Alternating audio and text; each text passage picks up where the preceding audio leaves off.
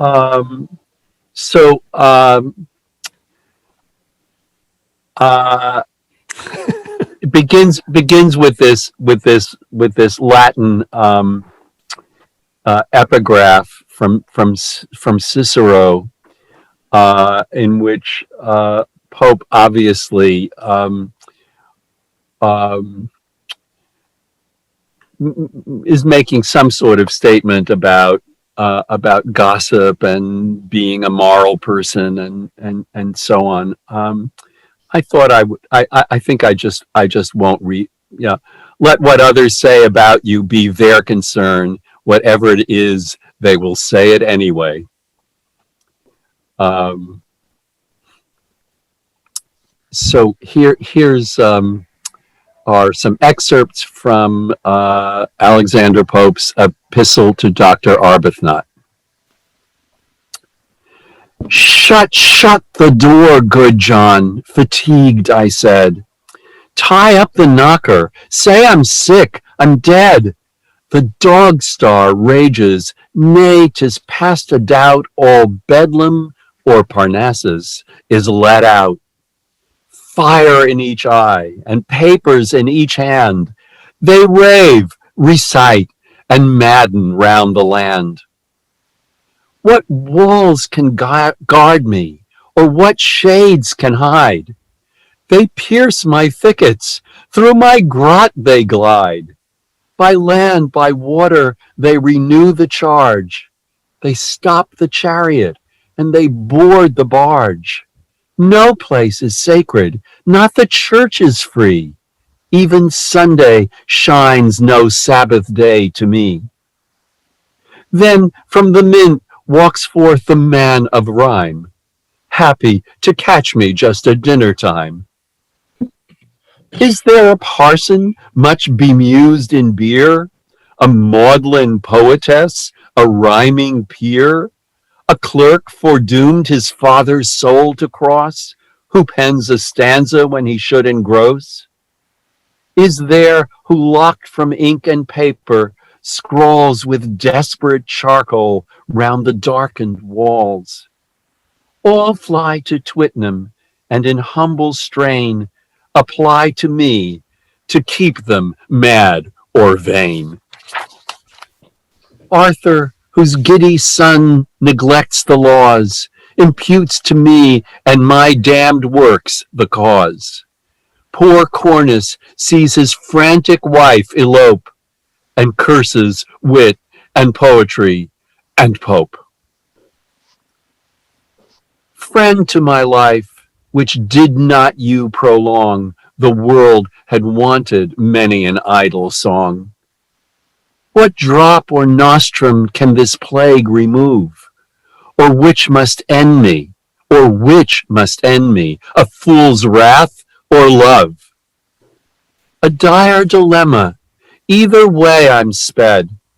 If foes they write, if friends they read me dead. Seized and tied down to judge, how wretched I, who can't be silent and who will not lie. To laugh were want of goodness and of grace, and to be grave exceeds all power of face. I sit with sad civility. I read with honest anguish and an aching head, and drop at last, but in unwilling ears, this saving counsel: keep your peace 9 years. 9 years, cries he, who high in Drury Lane, lulled by soft zephyrs through the broken pane, rhymes ere he wakes, and prints before term ends, obliged by hunger and request of friends. The peace you think is incorrect? Why, take it, I'm all submission. What you'd have it, make it. 3 things another's modest wishes bound: my friendship, and a prologue, and £10. Then skip to a slightly later section. Bless me, a packet. 'Tis a stranger sues, a virgin tragedy, an orphan muse. If I dislike it, furies, death, and rage. If I approve, commend it to the stage. There are to whom my person pay their court. I cough like Horace, and though lean, am short. Ammon's great son one shoulder had too high. Such Ovid's nose, and, sir, you have an eye. Go on, obliging creatures, make me see all that disgraced my betters met in me. Say for my comfort, languishing in bed, just so immortal Maro held his head. And when I die, be sure to let me know great Homer died 3,000 years ago. Why did I write? What sin to me unknown dipped me in ink, my parents' or my own? As yet a child, nor yet a fool to fame, I lisped in numbers, for the numbers came. I left no calling for this idle trade, no duty broke, no father disobeyed. The muse but served to ease some friend, not wife, to help me through this long disease, my life. To second Arbuthnot, thy art and care, and teach the being you preserved to bear. And then I couldn't ask you to read parts of this poem without including what's really one of the most famous parts of the poem, and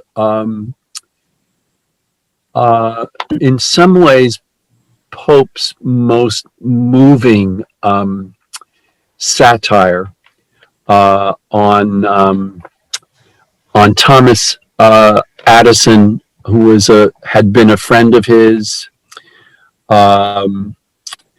Pope actually wrote a verse prologue to Addison's tragedy of Cato, called Cato, and they had a major falling out, as Pope often did. He was so acerbic. But there are many sort of portraits, satirical portraits throughout Pope. This is not the nastiest, but in some way it's the saddest, the most moving. Although it certainly turns the knife. Peace to all such. So all these, horrible writers that Pope has been alluding to, attacking. Peace to all such, but were there one whose fires true genius kindles, and fair fame inspires, blessed with each talent and each art to please, and born to write, converse, and live with ease. Should such a man, too fond, that is too eager, to rule alone, bear like the Turk no brother near the throne, view him with scornful, yet with jealous eyes, and hate for arts that caused himself to rise, damn with faint praise, assent with civil leer, and without sneering teach the rest to sneer, willing to wound and yet afraid to strike, just hint a fault and hesitate dislike, alike reserved to blame or to commend a timorous foe and a suspicious friend, dreading even fools by flatterers besieged, and so obliging that he ne'er obliged. Like Cato, give his little senate laws, and sit attentive to his own applause, while wits and Templars every sentence raise, and wonder with a foolish face of praise. Who but must laugh, if such a man there be? Who would not weep, if Atticus were he? Um, well, I sort of refrained from giving too many footnotes as I read, and I appreciate that one of the challenges of reading Pope, of reading much 18th century literature and even earlier, is that but with maybe especially with Pope, because his references, well, the two things. His references are very local. So anyone reading, it would be like reading a Times or a Globe editorial. We'd recognize the names in the local paper, just as Pope's readers, both friends and enemies, would recognize the names and even the allusions when Pope changes their names. So there are lots of local references that his own readers would understand without footnotes, but mostly people, I mean, Thomas Addison is actually still, I mean, if there were an 18th century literature course being taught today, I'm not sure there is, people would read Addison. But most of these other writers are so minor that they wouldn't even be taught in courses. They're known primarily as footnotes to Alexander Pope. And the other thing is that the language itself, of course, has changed, and especially the syntax. So there are multiple challenges for a contemporary reader reading. I think a century later, 19th century literature, still holds some challenges for a contemporary reader, for a 21st century reader, but not as many as an 18th century writer. And then partly because of the form of the poem, and Pope wrote not everything, but almost all of his major works are in heroic couplets, are in rhymed iambic pentameter.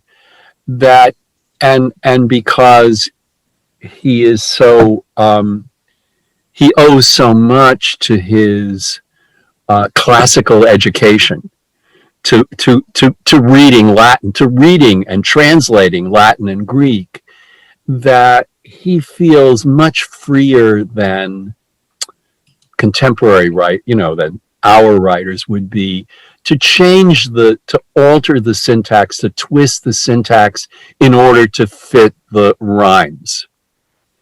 So many challenges, and I still wanted to challenge you, because I think the rewards are so great. I don't know. Tell me your experience reading these sections, and what were your challenges, and what were your rewards? I hope some.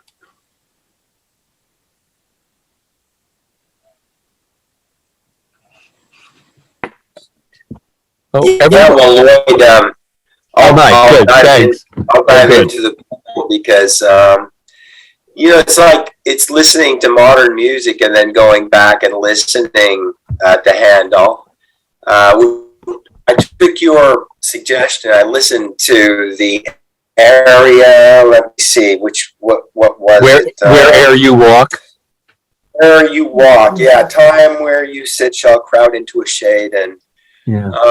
it really it brought my mind back to a sort of slowness to get into the couplets. If you make too much of the forest, you're not going to see the trees. And the same thing, if you go into this thing where Pope is just trying to hit these rhymes, it's not the case at all. You have to get into each line, which is what finally I was able to do, but it wasn't easy. There was a time I read a lot of Pierre de Ronsard, the 16th century French poet. I was translating, and he did a lot of rhyming couplets, and he fashioned himself after Horace too. So, but once you got into it and you read it very well, the poem has to proceed word by word to the end of each line, and he uses pauses and phrases at different points at different feet through the couplets, so that they actually do flow a lot better. But it's like if you're going to listen to jazz 7 days a week, and then all of a sudden you flip on Handel. I liken it to that because Yeah. if I'm sitting around reading Allen Ginsberg or Jane Hirsch or Robert Pinsky or whoever, and then try to come back to this, it's going to seem very cloistered, very chiseled, but to get back into it, you really have to go line by line, and I was able finally to pick that up and appreciate it. So, Good. and the Handel area is beautiful. It's magnificent. It's really beautiful. And Pope was so grateful to Handel for setting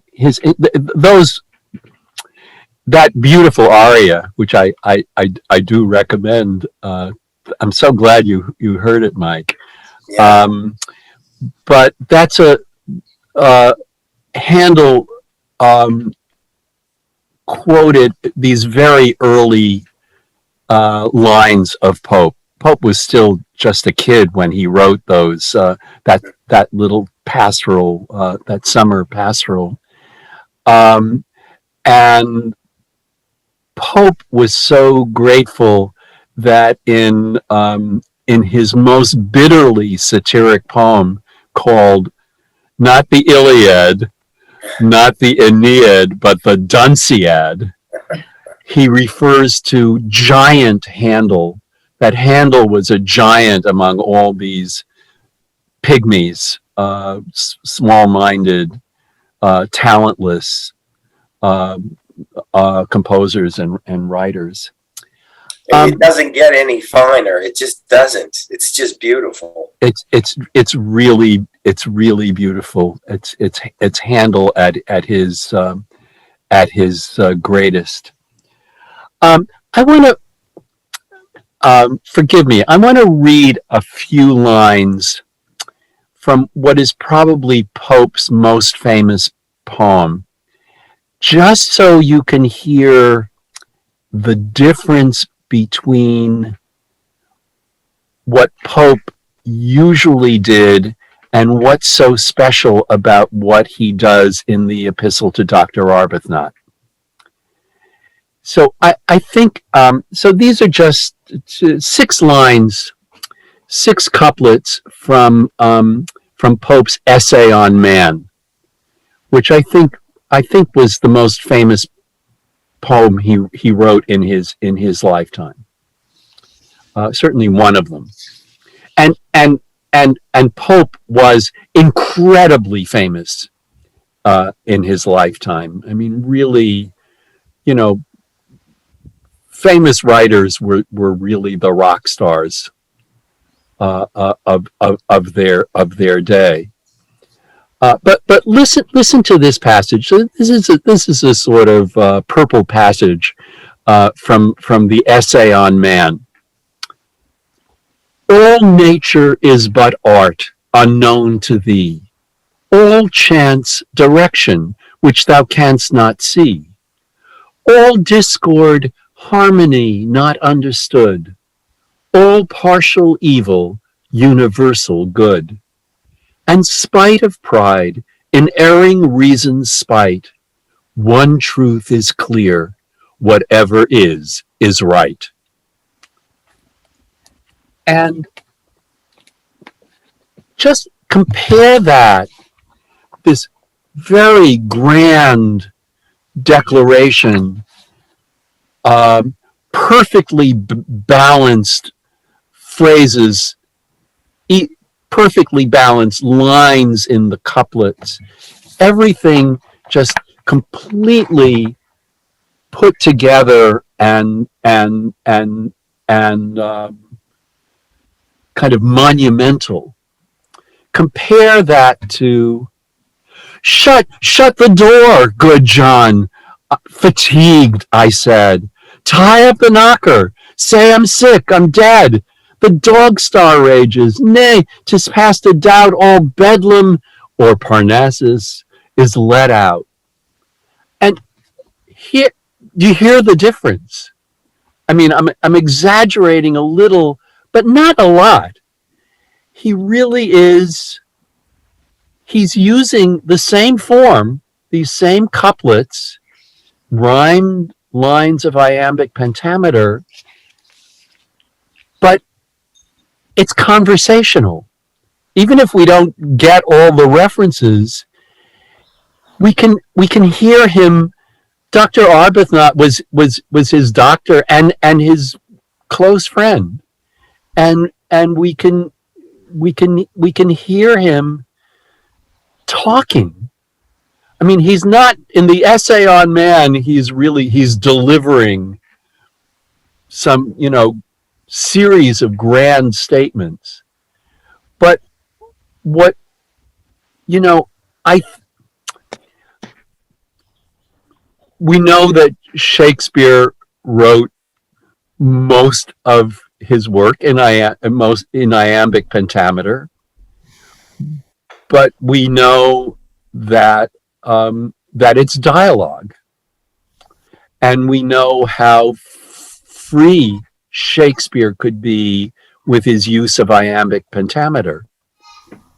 Heroic couplets, rhymed iambic pentameter, is even more restrictive. And yet, it seems to me Pope is a kind of master, is a sort of genius at making this extremely formal kind of poetry, like, in spite of pride, in erring reason's spite, one truth is clear, whatever is right. Making that kind of versification, turning that kind of versification into something really colloquial and terrifically lively. I mean, we may not understand all the references, but we can really, we're like flies on the wall listening to a conversation or a rant or, whatever you want to call it, between friends. We're kind of overhearing this, and this seems, to me, it's kind of miraculous that he can do this. I'm talking too much. I want to, Stephen. Yes.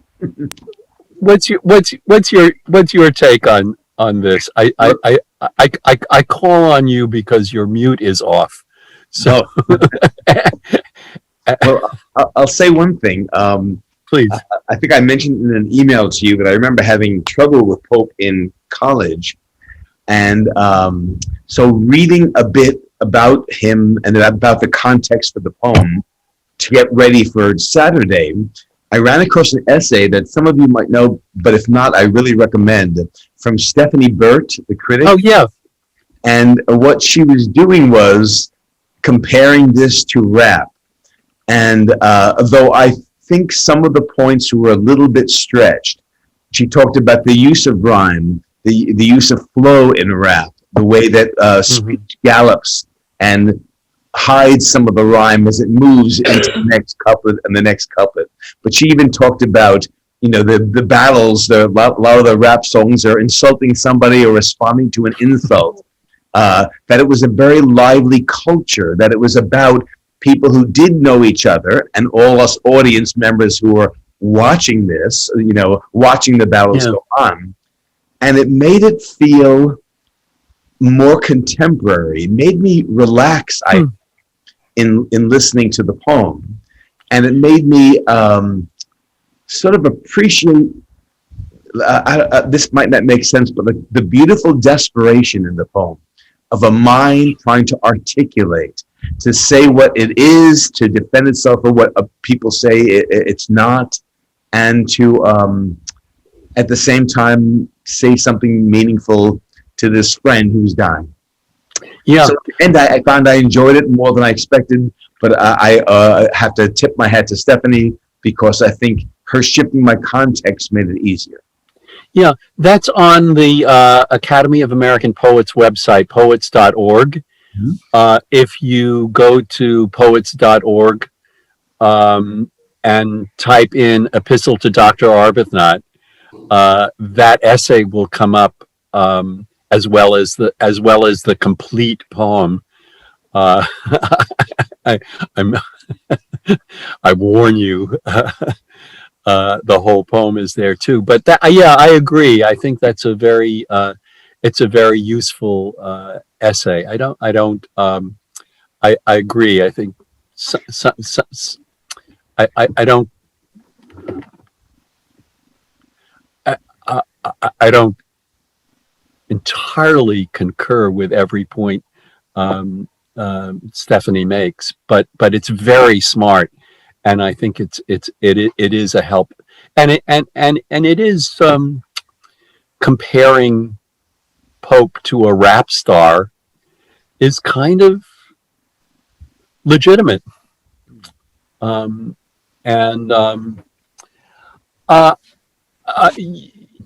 you understand what's happening in this poem? Can you get that far, Catherine? I don't get it all in the poetry, but it seems to me in the kind of wit and sharpness, for me it was like watching a Saturday Night Live, but one from the beginning of it when it was good. When I've sort of forgotten who the people were and I don't recognize the music as much, but I can compare it to what it is now, and I get what's going on. But the specifics kind of fade. Yeah, that's a good analogy. I like that, and that is it's sort of one of the issues about satire. That satire is almost always local. That anyone a writer makes fun of is going to be someone in his or her immediate circle, immediate environment. So the references are all going to be local. And if the satire is really good, it's still worth reading even when you don't recognize the references. But I just want to make sure that that you're following sort of what's happening in the poem, and what's behind the thing behind it is that Pope is so famous that other writers want something from him. So they want a letter of recommendation. They want an endorsement. They want a blurb. They want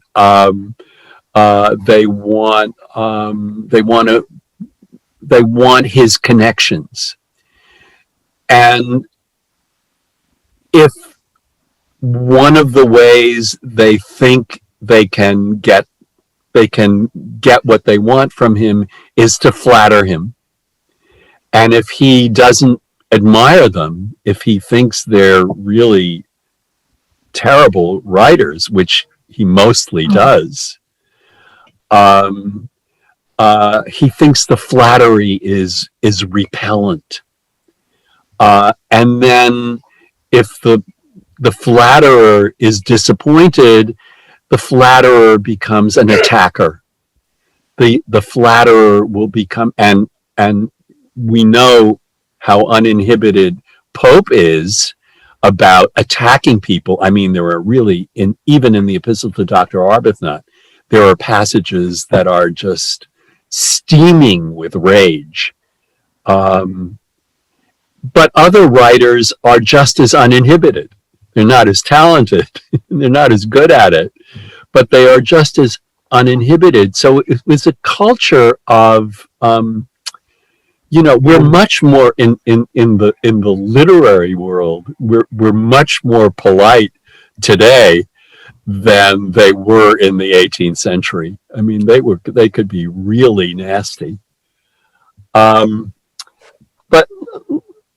let me, I mean, one of Pope's major devices, and it goes back to classical literature. It goes back to certainly to Horace and other satirical writers. The fourth line of the poem, all Bedlam or Parnassus is let out. And he's kind of equating Bedlam is an insane asylum. Parnassus is, the mountain peak of the gods. And the joke is that all of these writers, and too often bad writers, who are aspiring to, that it's hard to tell the difference between their Parnassian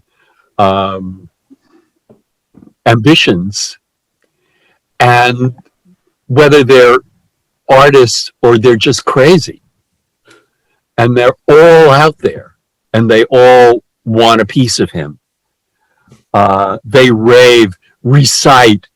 Again, these very odd juxtapositions that are not simply that aren't the same thing, that are very different. They rave, recite, and madden.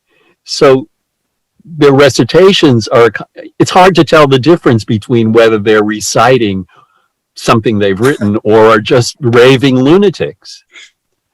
If I may say one thing, Please. Lloyd. Please interrupt. Please. The passage made me think of Robert Lowell, who also wrote wonderfully in couplets, where the madness part of the poet comes back out. And I think Pope is saying, to me, they obviously these people he's besieged by are not so talented or worthy of like Parnassus, but there's that juxtaposition, and it goes back to classical myth that the genuine inspiration of a poet through the Sibyl of Cumae or whoever, there's a type of madness involved. However, you're gonna have to distinguish between the common madness and the high poetry. It is not common sense. I don't care what anyone wants to say. the phrase can be laid out as common as you like and as common language, but for poetry to turn, to feel the verb of the language, there is something other than the common present. I think that's my belief. It can be in free verse, it can be in prose, it can be in couplets or whatever. But when Emily Dickinson said, "I know it's poetry when it takes my head off," or something like that. Yeah. And that's so. I mean, I appreciated the Bedlam and Parnassus juxtaposition. Yeah. And again, I was thinking of a poet like Lowell, who tried to bring the old traditions into contemporary American poetry and suffered greatly for it, I think. But just to share what I was thinking about those lines there. Yeah. No, thanks. Yeah. I want to let's look at this at these next lines, because I have to admit that one of my favorite lines in English poetry, and I wouldn't say it was one of the great lines of poetry, but I absolutely love the line in the next stanza. They pierce my thickets, through my grot they glide. Mm-hmm. Yes. Yeah. And I want to explain a little bit what's behind that. I mean, I just love the playfulness of the sound. Pope lived on an estate. He made quite a lot of money. He was not born wealthy, but he made a lot of money with his writing, maybe more money with his translations. He translated Homer and made a lot of money on that. And he bought an estate called Twickenham, which he sometimes abbreviates to Twittenham, but Twickenham. And it's on the river, it's on the Thames. And one of the things Pope added to this estate, and it's something that wealthy people did in the 18th century, was they were sort of, in a way, they were trying to recreate classical Greece or classical Rome, and he built a grotto on his grounds. And so there was a real, which he abbreviates to grot, which I really tickles me. But there was a real grotto on his estate, and he's saying all these people who are, they're not just sending him emails. They really are. They're literally trying to get to him, invading his what we would call his private space. By land, by water, they renewed the charge. They stopped the chariot. So the chariot is a coach. He'll be driving through London, and people will be, pounding on the door of his coach. And they board the barge. So he is literally adrift, going up or down the river on a barge to get to his, dock. And he is claiming, at least, that people are just, they're not letting him alone. And and it's not just that they're sending him letters, that they are really kind of invading his life. No places, even in church, people are constantly coming up to him.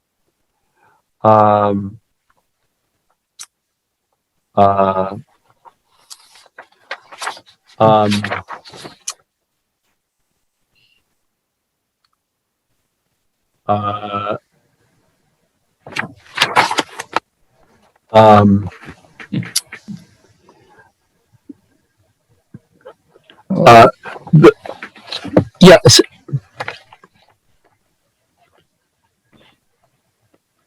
Bill, Jonathan? Well, the grotto is all that's left. Huh. The grotto still exists. The house and garden across from it have been replaced by parking lots or pubs or something. But his house, which was quite lovely, was separated from the garden by a road. And so the grotto was actually a tunnel under the road between the garden and the house. And apparently it survives. You can look it up on, Google Images and see Oh, wow. pictures of that. I didn't know. So the gliding through the grotto is they're actually coming through a tunnel to get to him. Oh, good. I will look for that.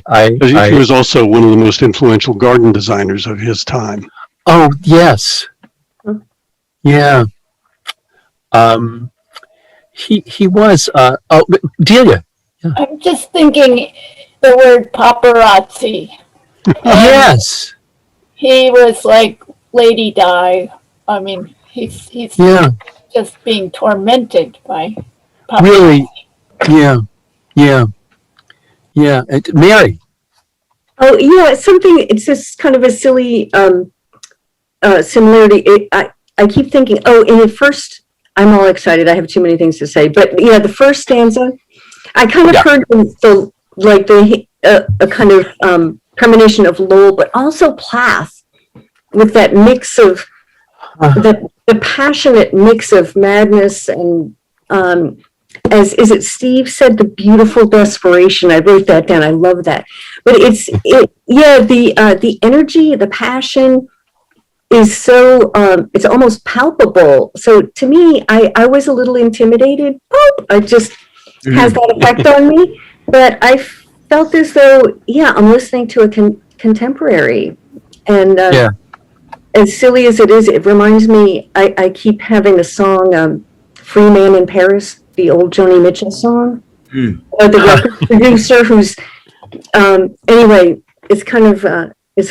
I don't know that record producer in here, but I love the intimacy and the power of it, and it doesn't feel alien to me at all. Yeah. Oh, good. Yeah. I mean, what seems to me then, what's most astonishing in the poem, I think, are the, in some way, all of this, even in this intimate conversation, he's being a public figure. And he's saying, oh, it isn't easy being green. It's really, all these people who want fame and, who want to be acknowledged as great writers. And here I am, I'm a great writer, and it's not all that much fun. It's really a hard life. Look what I have to go through. And he's being a kind of public intellectual, a public celebrity. And then this passage, which is on the third page, there are to whom my person pay their court. At the top of the third page, something new is happening, and as I mentioned to you, I hope you all got that email. Pope was really was a kind of invalid all of his life. I think I mentioned in my note that he was under 5 feet tall. There are lots of references that say he was actually 4'6", and that he was really he had this spinal tuberculosis, so he was hunchbacked and kind of I don't know what's the word. Anyway, he was very small and kind of crumpled. And in this passage, which is still kind of public, it's the only place in his literature, in his writing, where he talks so intimately and directly, and he's talking to his doctor, who is also his friend and who is also a wonderful writer, where he's talking about his own deformity, illness and deformity, and in a satirical way, in a comic way. I mean, he's making jokes out of this. There are to whom my person pay their court. That is, these flatterers who are, he's saying, I'm deformed. I'm a 4-foot hunchback dwarf. I'm really crippled. And yet they say, how do they find a way to flatter me? How inventive their flattery is. I cough like Horace, and though lean, am short. So one note that I read, and I think I hadn't been aware that Horace himself was allegedly very pudgy and very short. So Pope is very short, but he's not pudgy. So the flatterer says, "Well, you're like Horace. You're short, but you're also lean. Isn't that great?" Ammon's great son, that's Alexander the Great, and I think this is one of the a description of Alexander the Great was that he was unevenly built. I don't know. I actually couldn't find a more detailed reference to that. Anyone know any kind of legendary descriptions of Alexander the Great? He was supposed to be very beautiful, but apparently, Bill? Well, no, I don't have any medical knowledge, but the Ammon's great son, his father, of course, was Philip. He appropriates Ammon, the chief god of Egypt, because he's in the process of making himself divine. So there's an added kind of appropriation of divinity that's going on in Alexander's claims about himself. That may be one reason for identifying him not as Philip's great son, but as Ammon's. Right. So even this divinity. This divinity had some, and who was, I think, legendarily beautiful, had this kind of he wasn't perfect. Such Ovid's nose, and there's a little kind of literary pun in that, because Ovid's full name is Publius Ovidius Naso. So there's actually a nose in Ovid's name, or reference to the nose in Ovid's name. So someone is saying, "You've got Ovid's nose,"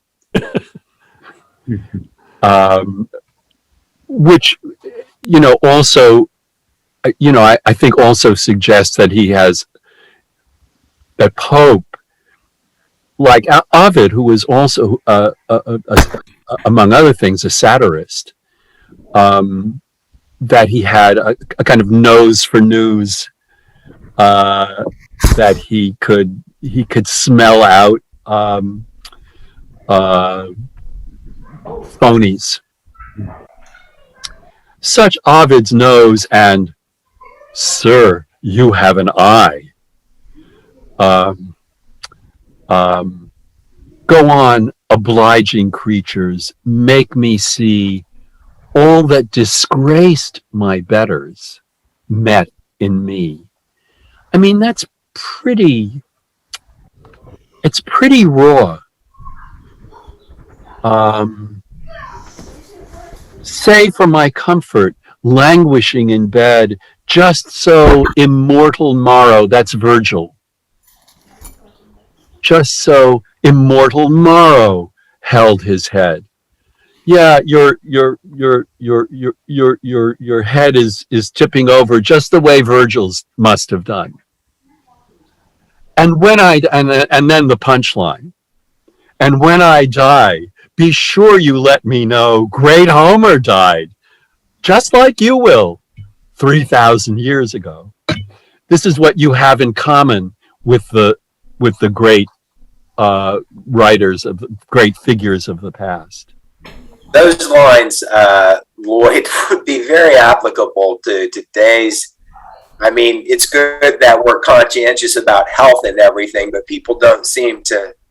I mean, I think our own time, those last two lines you read are very, very apropos. The gym, the calories, whatever bad habit you might have, I mean, you're just besieged all the time. So, totally right. You say this is very particularly intimate, but the one thing he doesn't say is given that disease, he must have been in intractable pain all the time. And he doesn't happen to mention that. He doesn't, yeah. Well, John. But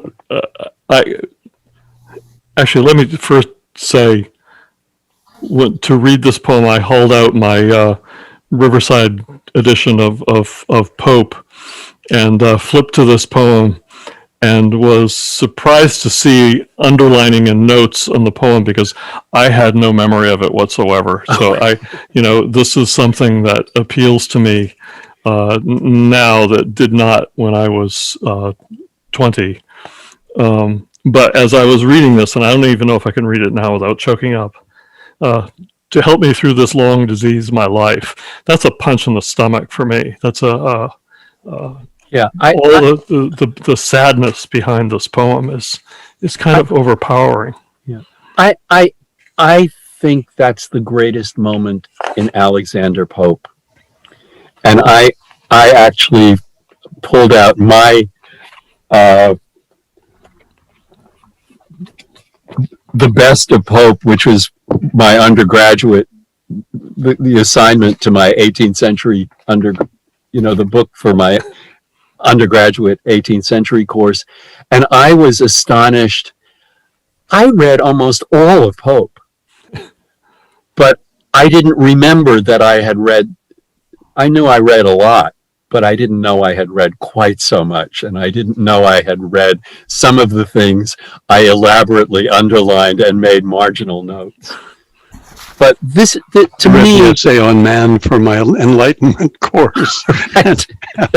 No, wow! I picked it up and looked at it. Wow, this is kind of interesting.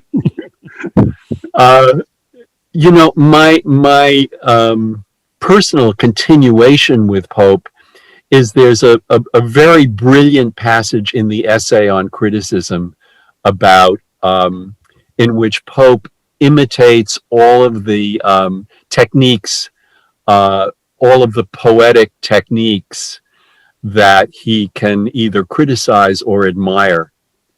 And so he writes as if he is either writing badly or writing extremely well, because the famous line is, the sound must be an echo of the sense. So he imitates in his writing technique, in his poetic technique, all of the techniques that he is describing, either with praise or with, or attacking. So I assign that to my poetry students. I don't know, Mary, I don't know if you got my Pope thing. I think it must have been after my time. After your time. Yeah. After my time. Oh, can I ask which poem was Jonathan just quoting from? Or from this one, the next stanza, and let's look at that. Oh, sorry. Yeah. Okay. Yeah. The one beginning. Why did I write? Oh, yeah. What sin to me unknown? And of course, here there's a kind of parody of romantic literature where the young man or even the young woman who wants to be a writer has to suffer, has to disobey their parents to because they have ambitions to write.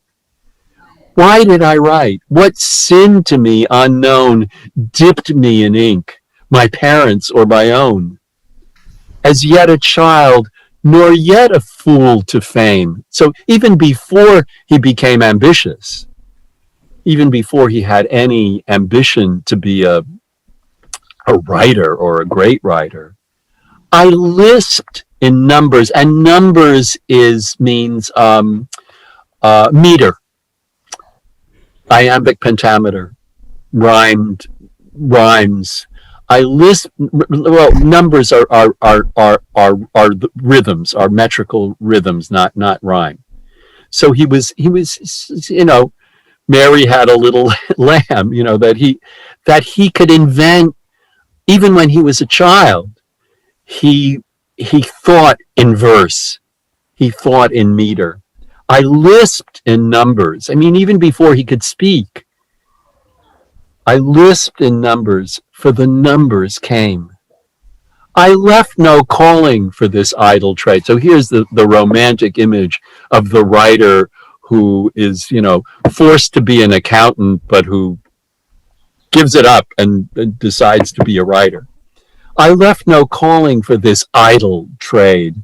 No duty broke, no father disobeyed. In fact, his father, Pope's father, was very supportive of him as a writer. The muse but served to ease some friend, not wife. So he never married, although he had these infatuations. Most famously with a woman writer named Mary Wortley Montague, who was a well-known writer, and then who had a terrible falling out, and she wrote very nasty things about Pope, and he wrote even more nasty things about her in other satires. But it wasn't that he didn't want to get married, but he didn't, and for the reasons that he says. The muse, in her defense, she was married to the emissary to Turkey, to the Sudan, and there encountered the practice of inoculation for smallpox. She herself had smallpox and was disfigured by it. And she was instrumental in bringing inoculation. This is before Jenner and before vaccination. She was instrumental in bringing inoculation back to England and convincing the upper crust to go along with it. I think including Queen Caroline, who allowed one of her children to be inoculated. A small dose of smallpox would produce a small illness and then lifetime protection. Where have I heard that before? Well, we were talking about rap and and popular resistance to. I did not know that about her, but she is also a pretty interesting writer. Mm-hmm. I mean, she was clearly kind of intellectual and very witty, and Pope was kind of crazy about her. And then they had a very serious falling out, and he, as I say, they were equally nasty about each other.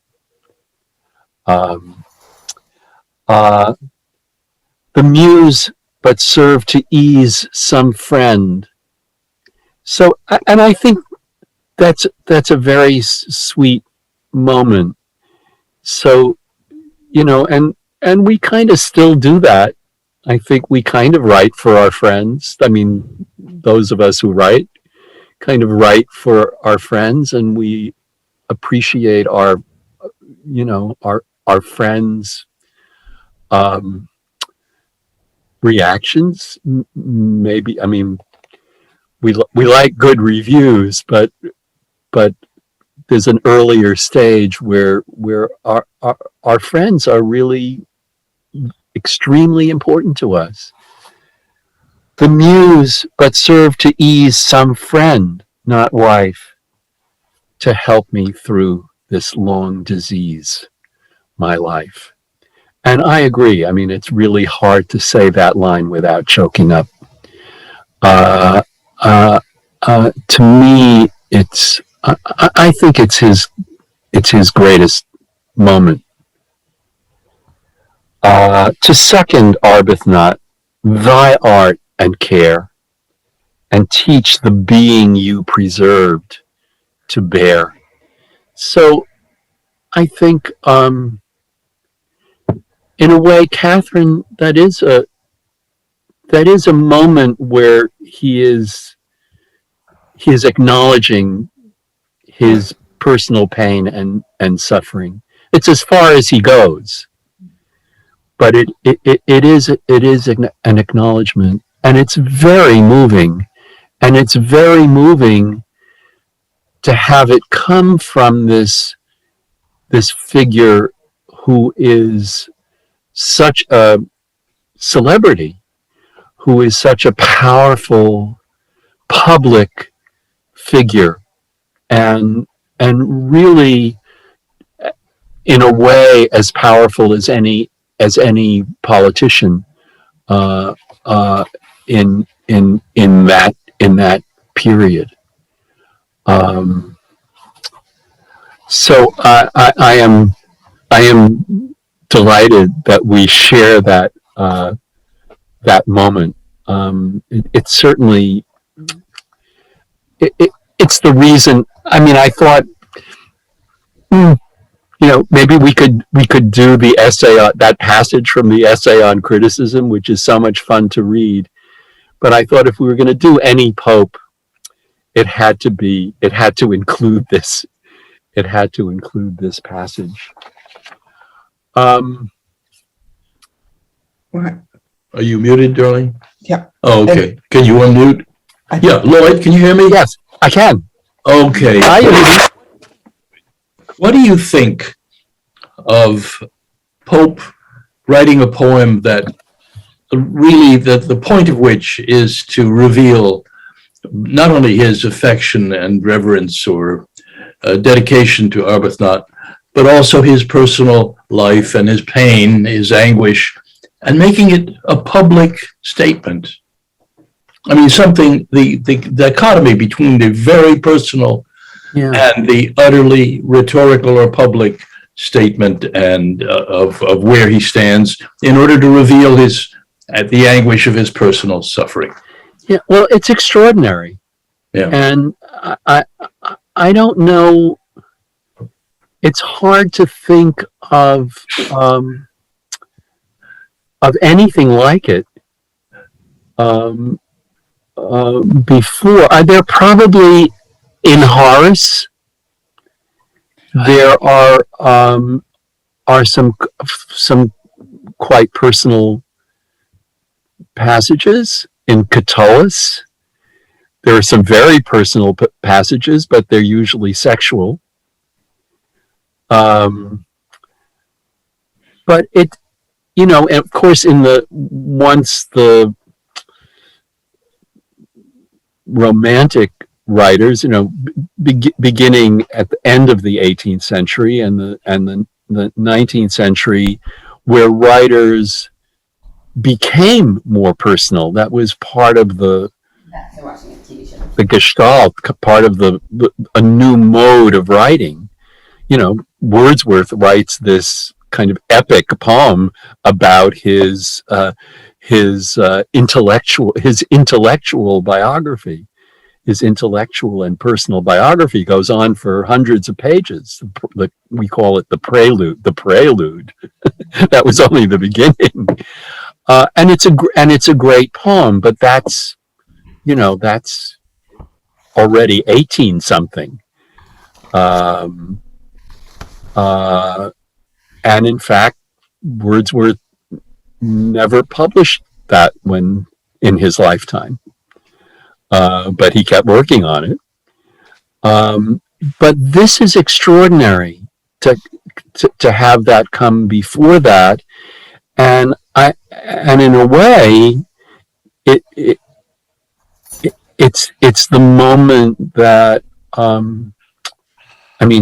to answer Yehudi's question, it's the moment that I think maybe most. I don't know if Pope would have thought that was the most extraordinary passage he ever wrote, but it's one of the places that most connects him to us. That we can identify. All the satire we can admire and applaud and think, oh, this is very, very brilliant writing. But yeah, Yehudi? No, I'm listening. I understand what you're saying. Yes. Yeah, but I think it is extraordinary. And I mean that it connects with the universal human condition in a way that the topical things do not. Yeah, well, not easily. I mean, if we know the references and the rest of that, we understand those impulses and reposts. Yeah, this one is really, who said it's like a a dagger to the stomach? I mean, I understand. That's right. Yes, it is. Yeah. I remember an interview with Robert Lowell, in which the interviewer said, well, Mr. Lowell, I see you have these publications, your fame is increasing, your latest poem, I don't know, was Life Studies or something. He said, what, you seem to be not very happy about it. And Lowell said, no. Well, what would you like? I want the critics or the writers or the commentators to understand that it's heartbreaking. Yeah, that's right. He said he wanted his work to be heartbreaking. Right. I think he is quoted as saying that to Helen Vendler.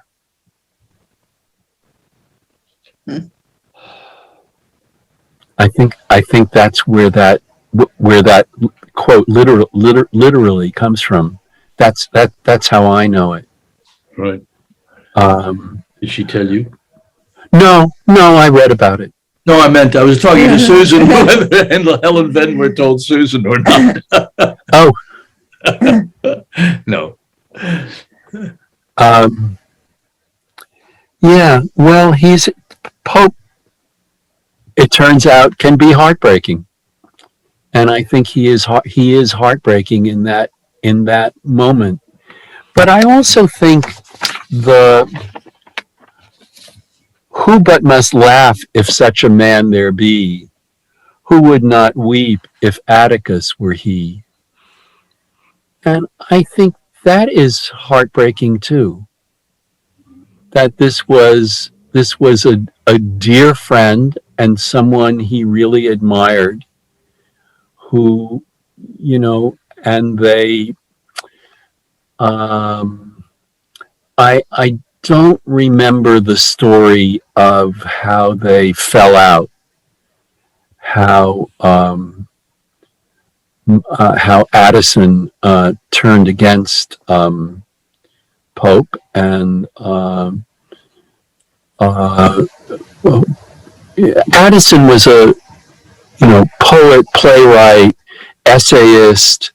He was the the editor of the famous journal, the Tatler, with his friend Steele, whose first name I can't remember. But someone Pope really admired, and that, and in fact, I think I mentioned to you that after the Bible and Shakespeare, Pope was the most quoted English writer.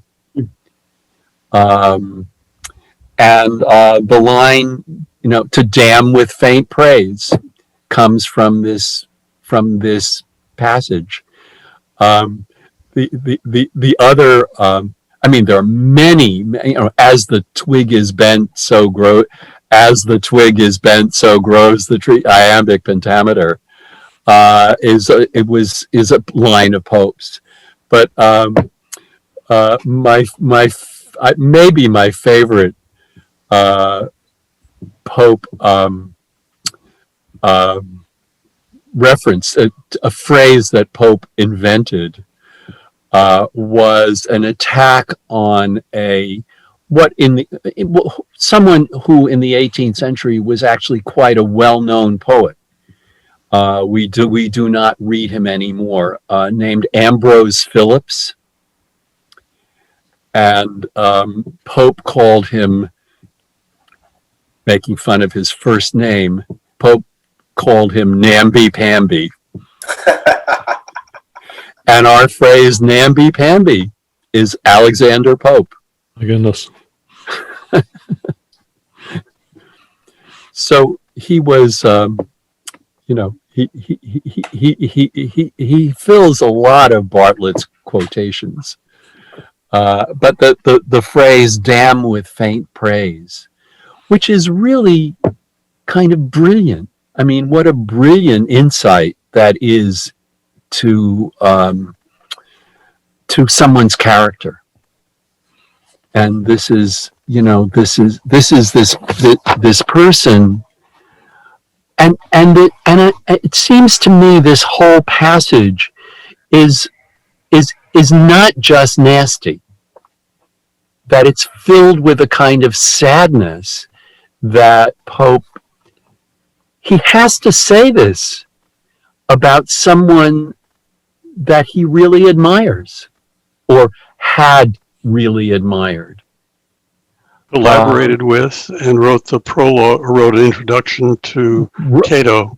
Wrote an introduction, a verse introduction, which is actually quite beautiful.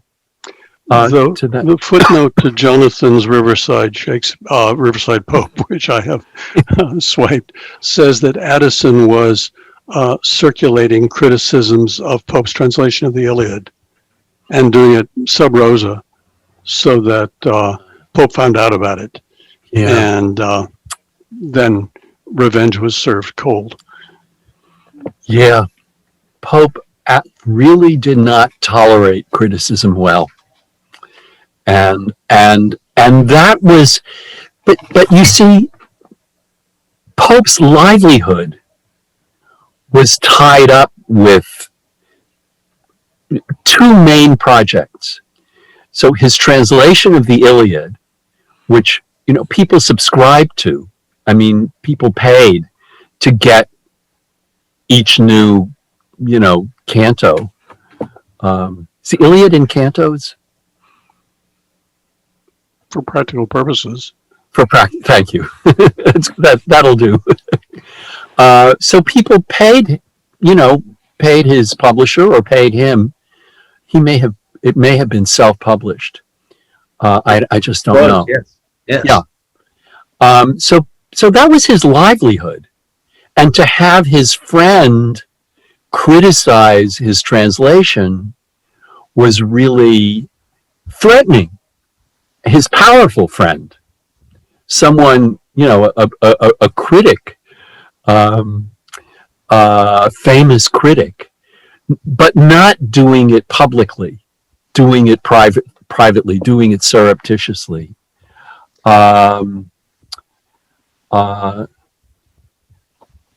Without sneering, teach the rest to sneer, willing to wound and yet afraid to strike.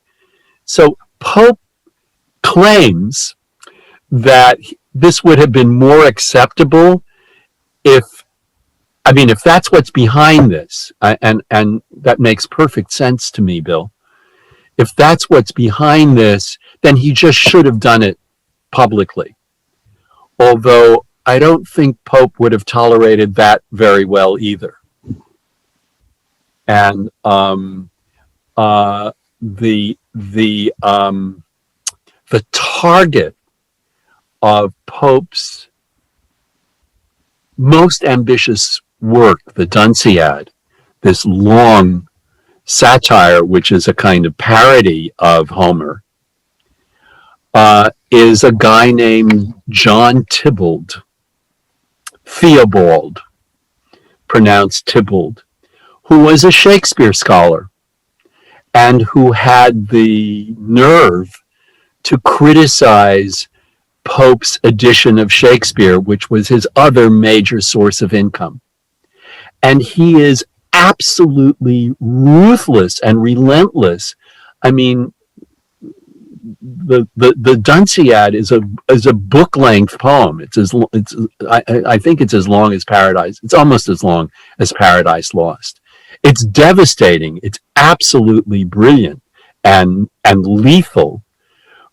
But it was aimed at someone who dared to criticize his Pope's edition of Shakespeare.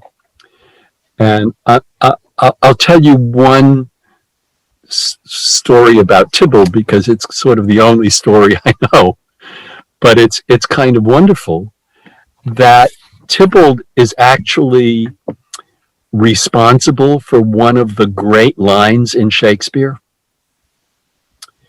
And it's in the scene in Henry V where Mistress Quickly is describing the death of Falstaff.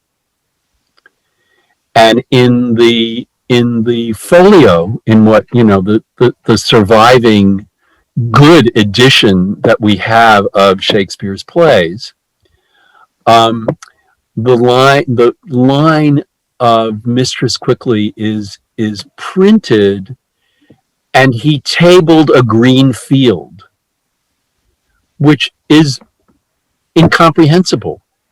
We have no idea. It doesn't mean anything. And John Tybalt ventured to guess that this was a typo and that what Mistress Quickly meant to say was, or what that Shakespeare meant Mistress Quickly to say, he babbled of green fields. That Falstaff, as he was dying, babbled of green fields. And if you ever see a production of Henry V, that's what you will hear in that moment. Mistress Quickly describing the death of Falstaff, saying he babbled of green fields. And the line is actually John Tybalt's interpretation of this typo, of this misprint in the Shakespeare folio. So if we had to compare John Tybalt's contribution to Shakespeare against Pope's contribution to Shakespeare, John Tybalt's understanding and interpretation of that line is really more important. But Pope never refers to that. Pope savagely, and he's probably right in a lot of ways, that Tybalt was being too picky, too academic about Pope's edition of Shakespeare. But in fact, Tybalt contributed something really great to our understanding of Shakespeare. And Pope contributed one of the greatest satires in English he talks about in another passage in the Epistle to Dr. Arbuthnot, one of Pope's most bitter and savage satires, a character he calls Sporus. He has Arbuthnot say, "Oh, why are you bothering to attack?" This is Lord Harvey, who is a good friend of Lady Mary's, Lady Mary Wortley Montagu. And he says, "Why are you bothering to attack this non-entity? It's like breaking a butterfly upon a wheel." Another famous phrase of Pope's. And in a way, the whole Dunciad, these hundreds and hundreds of lines, this vast kind of cosmic satire, in which I'm afraid is very timely, because it's the triumph of ignorance, and the ending is really totally hopeless. I should, while I've got your ear about Pope, I should read you the last line of the Dunciad. Oh, I can even say it without having to read it. "And universal darkness buries all." It's pretty relentless, and it's pretty. It offers no light at the end of the tunnel. John. I just wanted to mention when we were talking about Addison and why Pope may have been so thin-skinned about this kind of sneaky criticism of his translation, goes back to his being Catholic and therefore unable to go to university, and therefore not having gotten the kind of training that would have kept him from making the mistakes that Addison was pointing out. So it's really not just criticizing the work, it's saying, Pope is really an outsider. He's really not one of us. Yeah. So it's understandable that he would strike back. And Addison was active in the Whig Party, which was big on Catholic exclusion at the time. And Pope, as a child, I think his family had to move away from London because they weren't allowed to live within a certain area of London. Yeah. We forget that, though there are certainly parallels with our own time.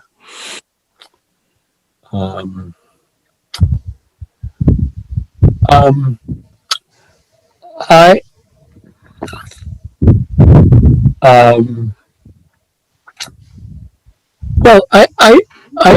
think we can wrap up. Thank you very much for the real diehards.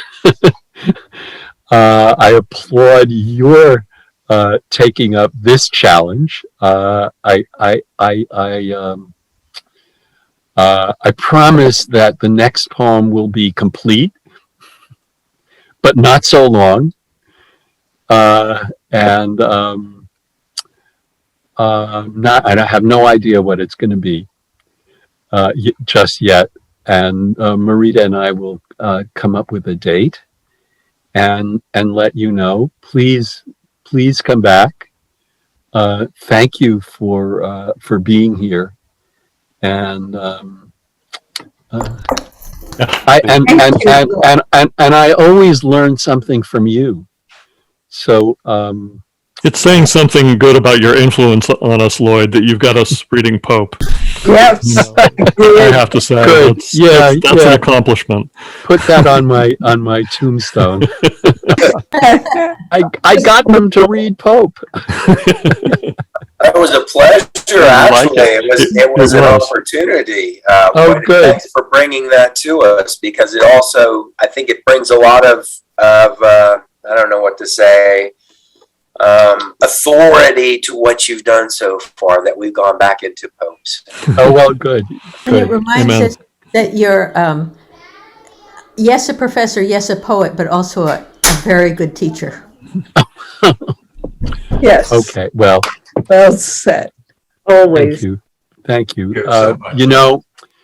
You know what a good teacher needs more than anything else? Great students.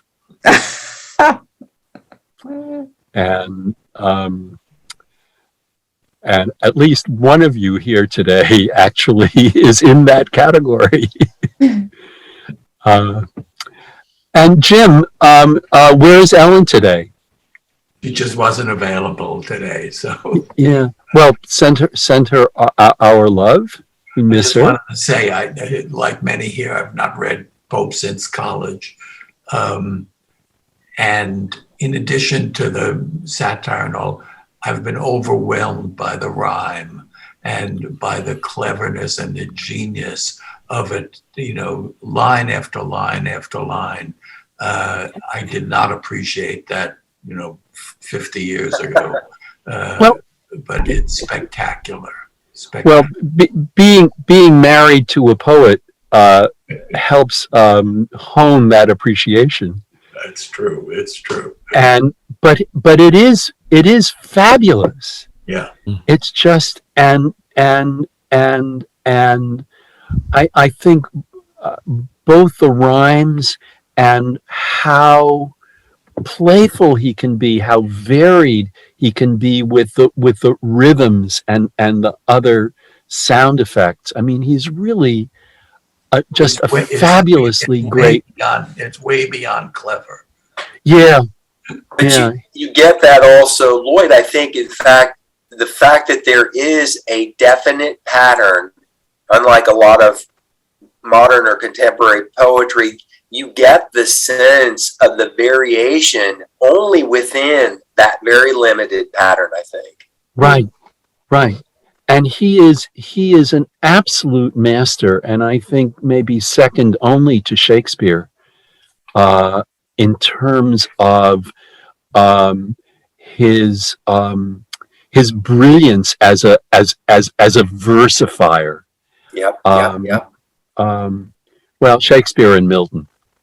Can't leave out Milton. Yeah. One of these days we're going to do Milton. That's a warning.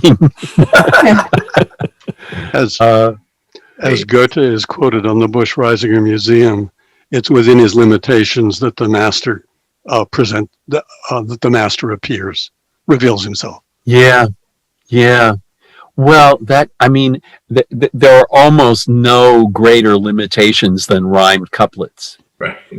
in English literature, and in a way, Shakespeare and Milton had it easier than Pope because they didn't have to rhyme, and that it's really breathtaking. And I do encourage you to look at more Pope. And if you're feeling depressed about the current world, look at the Dunciad, and universal darkness buries all. It's about as dark as it gets. Yeah, But that was a prediction. We're living with it. exactly. But I was actually heartened by that because if he was, I didn't know if I'm muted. No. No, you're not. I can hear you. If he was feeling that, and he was a very intelligent and astute observer of his time, but we know that since that time, there was not just survival, there was great growth as well as loss. It lets us know that we're not at the tip of the wave about to crash against the mountain and the end is happening. It means we are in a cycle, maybe an awful cycle, but there will be more good things to happen at least, right? Yeah. Yeah. Well, I mean, that's one of the things we learn from great literature. And we hope that we can survive this cycle. And there's certainly impressive literature being produced right now. There are wonderful writers in the world, and we cherish them, and they do help get us through, or give us some insight or perspective on the worst of what we have to go through. So, Ruth, yeah, hi. I just have a trivial question because I Okay. missed something you said. Did you say that the Dunciad was a parody of something specific, or Well, of the Iliad, of the but it's a complicated answer to your question, because there are moments in the Dunciad that actually do specifically parody moments in the Iliad and the Aeneid. Probably the Odyssey is as well, and numerous other things. Parody was one other element, comic or savage imitations of other writing was a kind of inherent mode of writing in the 18th century, especially in the 18th century. But even further, for Milton back in the 17th century was also a kind of parodist, a serious writer of parody. And Paradise Lost has its own moments of imitation of Homer and Virgil. So yeah, the parodies are specific to moments, but also just the title, the IAD ending of the Dunciad suggests that he wants you to think about the Iliad and the Aeneid as that this is an epic, but it's an epic in which the hero is dullness and ignorance and stupidity. right? And You can make that case about the Iliad.